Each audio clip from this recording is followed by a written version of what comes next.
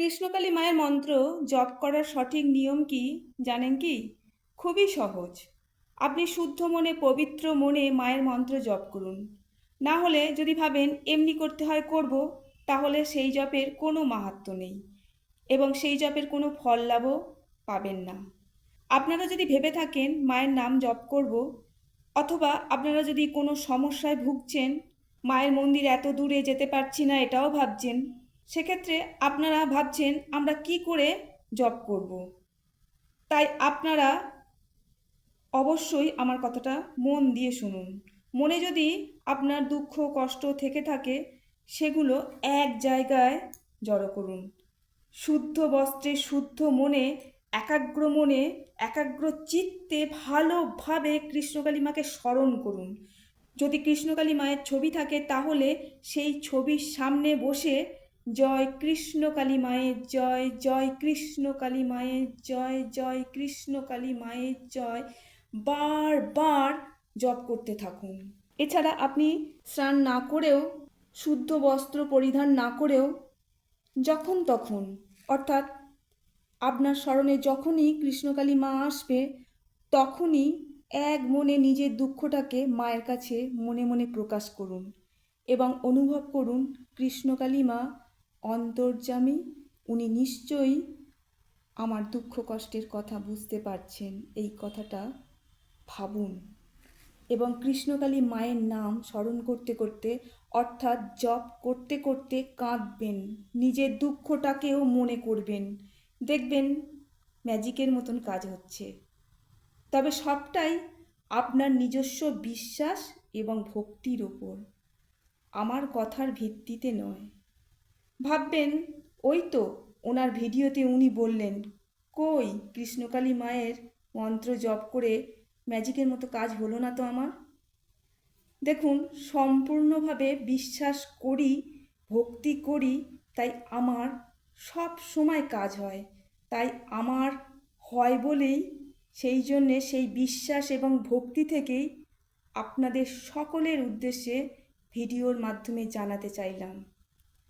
কৃষ্ণকালী মায়ের মন্ত্র জপের সঠিক নিয়ম কি, তাই সকলকেই বলবো আপনারা এভাবেই জপ করুন। আশা করি সকলেরই উপকার হবে। তবে অবশ্যই ধৈর্য রাখতে হবে। যার ধৈর্য নেই তার সফলতাও নেই, আর যার ধৈর্য আছে সেই সফল হবেন। কৃষ্ণকালী মা এই কলিযুগে ধরাধামে আগমন হয়েছেন সকলের মঙ্গলের জন্যই। আমি এবং বহু ভক্তের বাস্তব অভিজ্ঞতা থেকেই বলছি, কৃষ্ণকালী মা জীবন্ত, চলন্ত।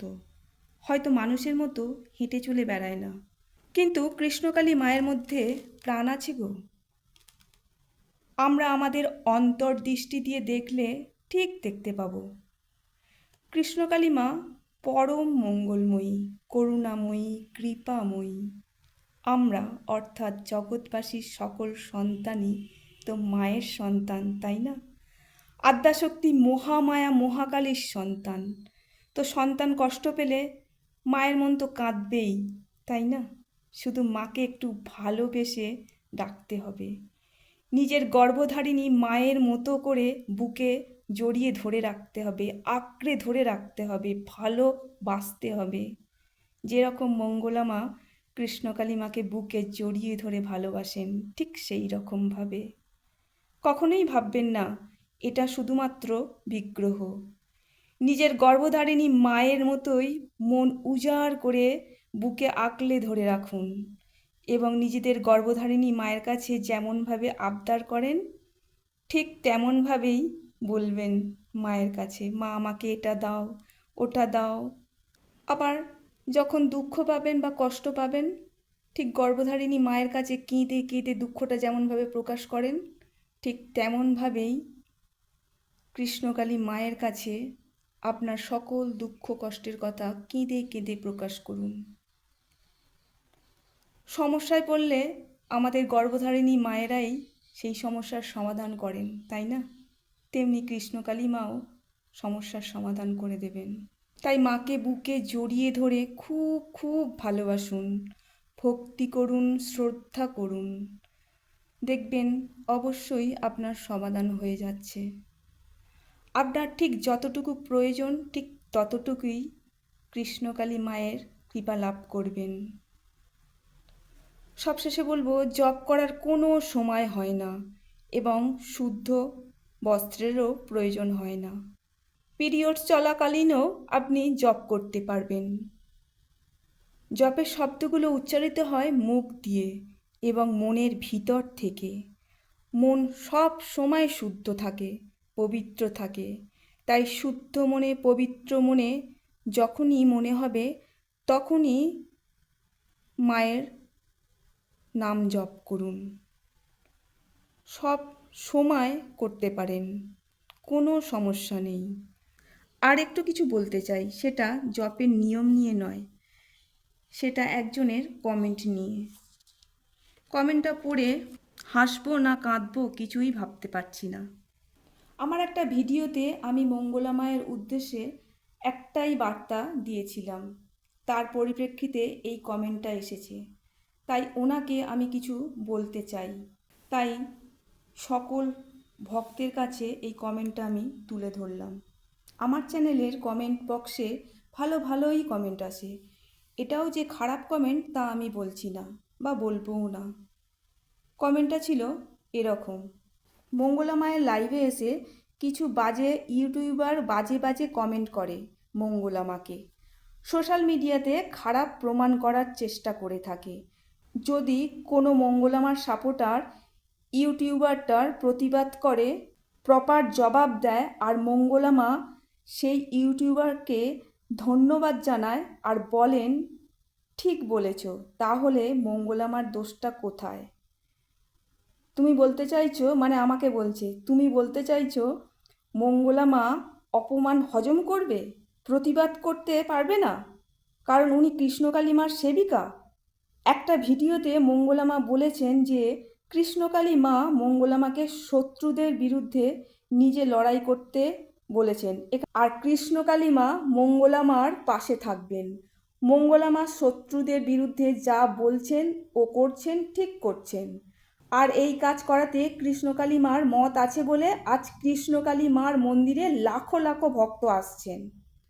মানে উনি বলতে চাইছেন কমেন্ট করে, কৃষ্ণকালী মার মত আছে, মঙ্গলা মা মানে যে প্রতিবাদ করছে তাকে ধন্যবাদ জানাচ্ছে, তার কৃষ্ণকালী মার মত আছে। যাই হোক, আর একটু পড়ি। উনি লিখেছেন, আর মঙ্গলা মা কৃষ্ণকালী মার কৃপায় এগিয়ে যাচ্ছেন।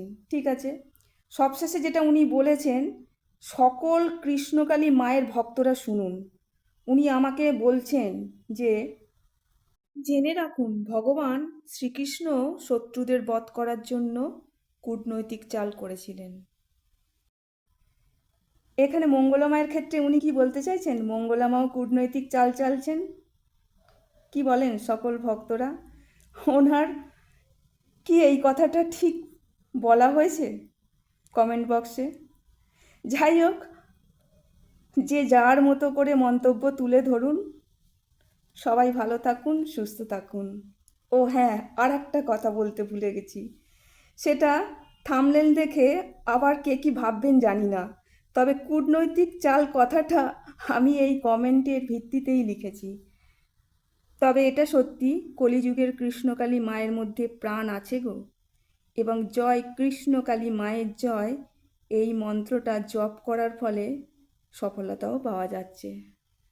তাই সকলে মন থেকে ভালোবেসে, ভক্তি ভরে, শ্রদ্ধা নিয়ে কৃষ্ণকালী মাকে ডাকুন, জপ করুন, ঠিক নিজের মায়ের মতো যেভাবে ভালোবাসেন নিজের মাকে, কৃষ্ণকালী মাকেও ভালোবাসুন। সফলতা অনায়াসেই আসবে। তবে ভগবানকে সবাই ভালোবাসে, যিনি সৃষ্টিকর্তা তার উপরে যাওয়া যায় না।